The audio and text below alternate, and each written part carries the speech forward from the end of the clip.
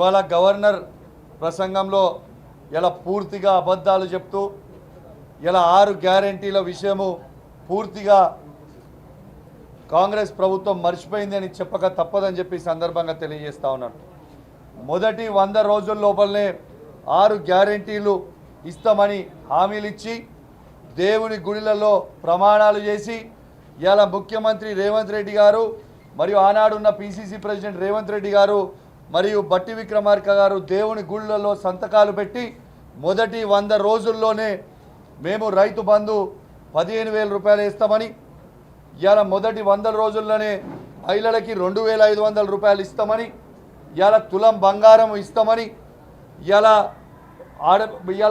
పెన్షన్లు 2,000 4,000 రూపాయలకు చేస్తామని, 4,000 రూపాయల వికలాంగుల పెన్షన్ని 6,000 రూపాయలు చేస్తామని ఆనాడు రేవంత్ రెడ్డి గారు చెప్పింది. ఇవాళ 2 సంవత్సరాలు అయిపోయిన తర్వాత ఇలా దాదాపు 3 బడ్జెట్లు పెట్టేసిండ్రు. అంటే దాదాపు వాళ్ళు పెట్టే 5 బడ్జెట్లు పెట్టే అవకాశాలు ఉంటాయి. దాంట్లో 3 అయిపోయినాయి. అంటే దాదాపు ఇలా 60 నుంచి 65% బడ్జెట్ పెట్టేసిండ్రు. అంటే ఇప్పుడు పెట్టబోతా ఉన్నారు, ఇప్పుడు పెడతా ఉన్నారు 3వ బడ్జెట్. అది గవర్నర్ ప్రసంగంలో కూడా ఇప్పుడు చెప్తా ఉన్నారు. కానీ ఒక్క దగ్గర కూడా ఇలా రైతు భరోసా 15,000 రూపాయలు వేస్తామని రైతులకి చెప్పి ఇలా ఒక్కరికి కూడా 15,000 రూపాయలు ఇప్పటిదాకా రైతు బంధు అనేది 3 పైసలు మిస్ చేసింది అని చెప్పక తప్పదు. ముఖ్యమంత్రి గారు చెప్తారు రైతు బంధు అయితే నేను వేసినా అది పోయిందా లేదా రైతులకి నాకు తెలియదు అంటాడు. ఇది ఎంతవరకు కరెక్ట్ అని చెప్పి మేము అడుగుతా ఉన్నాం.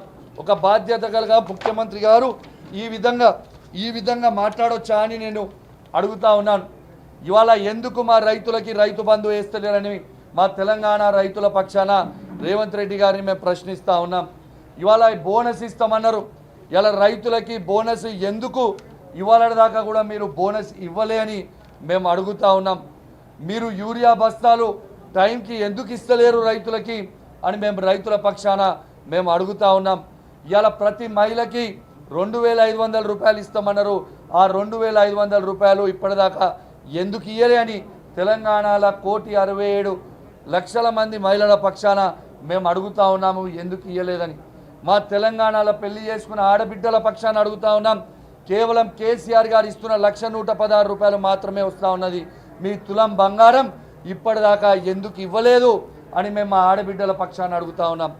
ఇలా ఇంట్లో 2 పెన్షన్లు ఇస్తామన్నారు, తాతకి ఇస్తామన్నారు, అవ్వకి ఇస్తామన్నారు. మరియు అలా కేసీఆర్ గారు ఇస్తున్న 2,000 రూపాయల పెన్షన్ మాత్రమే ఇస్తూ ఉన్నారు. మీరు ఇస్తా అన్న 4,000 రూపాయల పెన్షన్ ఎందుకు ఇస్తలేరు అని చెప్పి మేము అడుగుతా ఉన్నాం. ఇలా ఇంట్లో 2కి పెన్షన్ ఇస్తామన్నారు, తాతకి ఇస్తామన్నారు, అవ్వకి ఇస్తామన్నారు. మరి ఆ 2కి ఎందుకు పెన్షన్ ఇస్తలేరు అని మేము అడుగుతా ఉన్నాం.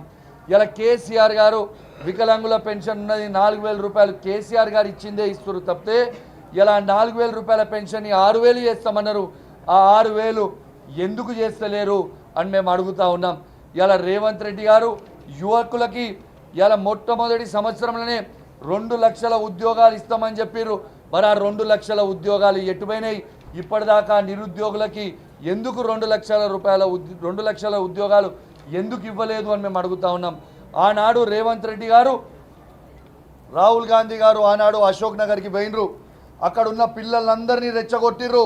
2 లక్షల ఉద్యోగాలు ఇస్తాము మీకు మొదటి సంవత్సరంలోనే ఇస్తాం డిసెంబర్ లోపల అన్నారు. ఎక్కడ పోయినాయి 2 లక్షల ఉద్యోగాలు? ఇలా ఇంకా సిగ్గు లేకుండా ఈ గవర్నర్ ప్రసంగంలో మందికి పుట్టిన బిడ్డలు నా బిడ్డలు అని చెప్పుకుంటూ 60,000 ఉద్యోగాలు మేము ఇచ్చినామని చెప్తా ఉన్నారు. ఎంత సిగ్గుచేటు అని చెప్తా ఉన్నాను. ఇలా కేసీఆర్ గారు ఇచ్చిన ఉద్యోగాల్ని తీసుకుపోయి ఖైదాలు ఇచ్చి ఇలా మేము ఇచ్చినాము అని చెప్తా ఉన్నారు. ఇలా చాలా తెలివి అనుకుంటారు, అతి తెలివి అనుకుంటారు. ప్రతి యువకుడు ఈ తెలంగాణ ప్రాంతంలో ఉన్న ప్రతి యువకుడు మీరు చేసే ప్రతిదీ ఇలా గమనిస్తూ ఉన్నారు. ఖచ్చితంగా మీకు సమయం వచ్చినప్పుడు ఖచ్చితంగా మీకు బుద్ధి చెప్తారు. తెలంగాణ యువత మొత్తము టైం కోసం వేచి చూస్తున్నారని చెప్తా ఉన్నాను. ఇలా అదేవిధంగా నిరుద్యోగ భృతి కూడా ఇస్తా అన్నారు. ఆ నిరుద్యోగ భృతి కూడా ఎందుకు ఇవ్వలే యువకులకి అని చెప్పి నేను అడుగుతా ఉన్నాను. ఈ తెలంగాణలో ఉన్న యువత పక్షాన కూడా ఆ 2 లక్షల ఉద్యోగాలు ఖచ్చితంగా ఇవ్వాలి. ఇలా ఖచ్చితంగా నిరుద్యోగ భృతి కూడా యువకులకు ఇవ్వాలని కోరుకుంటూ మరియు ఈ అవకాశాన్ని ఇచ్చిన మీ అందరికీ కూడా ప్రత్యేకంగా ధన్యవాదాలు తెలియజేస్తా ఉన్నాను.